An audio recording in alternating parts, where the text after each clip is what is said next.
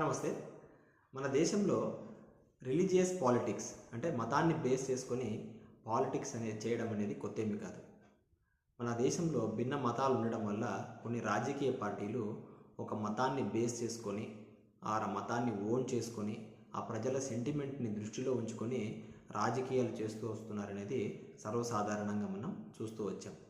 ఇది హిస్టారికల్గా కనుక మనం తీసుకుంటే నార్త్ ఇండియాలో మనం ఇది ఎక్కువగా చూస్తూ వచ్చాం. అదేవిధంగా మన సౌత్ ఇండియాకి సంబంధించి ఇక్కడ రీజనల్ పార్టీస్ ఎక్కువగా ఉండడం వల్ల ఈ రిలీజియస్ పాలిటిక్స్కి ఎక్కువగా ఇంపార్టెన్స్ ఇవ్వకుండా కేవలం రీజనల్ ఇష్యూస్ అవ్వచ్చు ఆర్ క్యాస్ట్ కులాన్ని బేస్ చేసుకొని మాత్రమే పాలిటిక్స్ అనేది చేస్తూ వచ్చేవారు. కానీ ఇప్పుడు జరుగుతున్నటువంటి పరిణామాలను కనుక మనం పరిశీలిస్తే మన సౌత్ ఇండియాలో కూడా ఈ రిలీజియస్ పాలిటిక్స్కి సంబంధించి అడుగులు పడుతున్నాయి అనే దానికి బెస్ట్ ఎగ్జాంపుల్ తిరుమల లడ్డు వ్యవహారం. అంతేకాకుండా గతం వారం రోజులుగా రాజకీయంగా జరుగుతున్నటువంటి పరిణామాలను గమనిస్తే ఇందులో ఏదైనా నేషనల్ పార్టీకి సంబంధించిన హస్తం ఉందా అనేలాగా కూడా అనుమానాలు మనకు కలుగుతున్నాయి. ఇక తిరుమల లడ్డు వ్యవహారానికి సంబంధించి కల్తీ వ్యవహారానికి సంబంధించి ఇది కేవలం టీటీడీ అధికారుల నిర్లక్ష్యం అవ్వచ్చు. అదేవిధంగా ఆ లడ్డు తయారీకి ఉపయోగించే మెటీరియల్స్ ఎవరైతే సప్లై చేస్తున్నారో ఆయా కంపెనీలకు సంబంధించిన నిర్లక్ష్యం అనే చెప్పవచ్చు. సో గవర్నమెంట్ అనేది ప్రాపర్గా ఇన్వెస్టిగేట్ చేసి ఎవరైతే నిర్లక్ష్యంగా వ్యవహరించారో టీటీడీ అధికారులు అవ్వచ్చు, అదేవిధంగా మెటీరియల్ సప్లై చేసే కంపెనీలు అవ్వచ్చు, వాళ్ళపై ప్రాపర్గా ఇన్వెస్టిగేట్ చేసి బాధ్యుల్ని ఐడెంటిఫై చేసి శిక్షించాలి తప్ప ఇందులో రాజకీయ కోణాలను వెలికితీసి ప్రజల సెంటిమెంట్పై ఇలా ఇబ్బంది కలిగించేలాగా స్టేట్మెంట్స్ ఇవ్వడం అనేది కరెక్ట్ కాదు. సో అంతేకాకుండా ఈ టీటీడీ అధికారులు అవ్వచ్చు, గవర్నమెంట్ అవ్వచ్చు, ఈ లడ్డూ తయారీకి ఈ ప్రజల్లో నమ్మకం కలిగించాలంటే మొట్టమొదటిగా చేయాల్సిన పని ఆ లడ్డూ తయారీకి సంబంధించిన క్వాలిటీ చెక్స్ని ఇంప్రూవ్ చేస్తూ మెటీరియల్స్ అవ్వచ్చు, తయారీ విధానం అవ్వచ్చు, ప్రతిదీ కూడా క్వాలిటీ చెక్స్ని ఇంప్రూవ్ చేస్తూ మంచి లడ్డూను తయారు చేసి ప్రజలకు అందిస్తే అప్పుడు వాళ్ళపైన కాన్ఫిడెన్స్ బిల్డ్ చేసిన వాళ్ళు అవుతారు. సో నార్మల్గా అంతేకాకుండా ఇంకొక చర్య అనేది ఖచ్చితంగా ఒకటి తీసుకోవాల్సిన బాధ్యత అయితే గవర్నమెంట్ పైన కానీ సుప్రీంకోర్టు పైన కానీ ఉంది.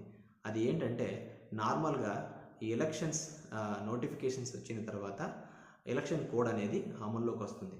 ఆ ఎలక్షన్ కోడ్ అనేది అమల్లోకి వచ్చిన తర్వాత ఏదైతే రాజకీయ పార్టీ అధికారంలో ఉంటుందో ఆ రాజకీయ పార్టీకి సంబంధించి ఎలక్షన్ కోడ్ అమల్లోకి వచ్చిన తర్వాత ప్రభుత్వ సంక్షేమ పథకాలు అవ్వచ్చు, ప్రభుత్వ ఏమైనా పథకాలు అవ్వచ్చు, స్కీమ్స్ అవ్వచ్చు, అదేవిధంగా ప్రభుత్వ భవనాలు, ప్రభుత్వ వాహనాలకు సంబంధించి అక్కడెక్కడా కూడా ఆ రాజకీయ పార్టీకి సంబంధించిన స్టిక్కర్స్ అవ్వచ్చు, ఆ పథకాలు అమలు చేయకోకుండా ఒక కోడ్ అనేది తీసుకొని వస్తారు.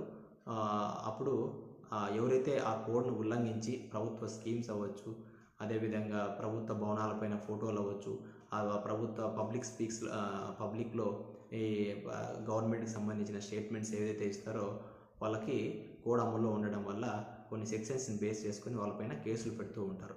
ఇది ఎలా అయితే ఎలక్షన్ టైంలో ఒక ఎలక్షన్ కోడ్ అనేది తీసుకుని వచ్చి ప్రభుత్వానికి సంబంధించిన ఏ స్టేట్మెంట్స్ కూడా ఆ ఎలక్షన్స్ టైంలో ఇవ్వకుండా ఎలాంటి సెక్షన్స్ అయితే ఉన్నాయో అదేవిధంగా ఈ రాజకీయ నాయకులకు సంబంధించి ఎస్పెషల్లీ ఈ రిలీజియస్ బేస్డ్ పాలిటిక్స్కి సంబంధించి ఎలక్షన్స్ ఉన్నా లేకున్నా కూడా మెయిన్లీ రాజకీయ నాయకులకు సంబంధించి ఈ రిలీజియస్ ఇష్యూస్ ఎక్కడా కూడా మాట్లాడకుండా నెగిటివ్ స్టేట్మెంట్స్ ఇవ్వకుండా ఒక చట్టాన్ని అయితే తీసుకొని వస్తే బాగుంటుందనేది నా అభిప్రాయం.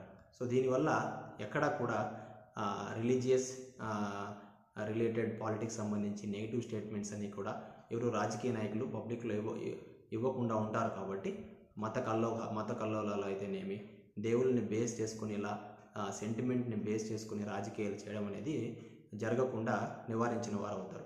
మనం ఎగ్జాంపుల్ కనుక గమనిస్తే తిరుమలలో ఎవరైతే సెలబ్రిటీస్, స్పోర్ట్స్ మ్యాన్ అవ్వచ్చు, రాజకీయ నాయకులు అవ్వచ్చు, అదేవిధంగా సినిమాకి సంబంధించిన వాళ్ళు అవ్వచ్చు, అక్కడ ఎవరైనా దర్శనం చేసుకుని వచ్చిన తర్వాత చాలామంది ఇంటర్వ్యూ చేస్తూ చాలా విషయాలు అడుగుతూ ఉంటారు. కానీ ఎవరు కూడా అక్కడ వాళ్ళ పర్సనల్ విషయాలు అయితేనేమి రాజకీయంగా కానీ ఏది మాట్లాడడానికి ఇష్టపడరు. కేవలం దర్శనం గురించి మాత్రమే చెప్పేసి బయటకు వస్తూ ఉంటారు. సో ఎందుకని మనం ఈ రిలీజియస్ బేస్డ్ పాలిటిక్స్ చేస్తున్నటువంటి రాజకీయ నాయకులకు సంబంధించి ఒక చట్టాన్ని తీసుకొని వచ్చి ఒక రూల్ బుక్ అనేది క్రియేట్ చేసి ఒక జీవో కానీ బిల్ కానీ పాస్ చేసి ఎవరు కూడా ఈ రిలీజియస్ని బేస్ చేసుకొని పాలిటిక్స్ అనేది చేయకుండా ఒక చట్టాన్ని ఎందుకు తీసుకురాకూడదు? అప్పుడే ప్రజల్లో ఖచ్చితంగా వాళ్ళకు నచ్చిన దేవుణ్ణి, ఇష్టమైన దేవుణ్ణి మనస్ఫూర్తిగా పూజించుకోవడానికి ఒక కాన్ఫిడెన్స్ని ఇచ్చిన వాళ్ళం అవుతాం. What is your opinion? Thank you.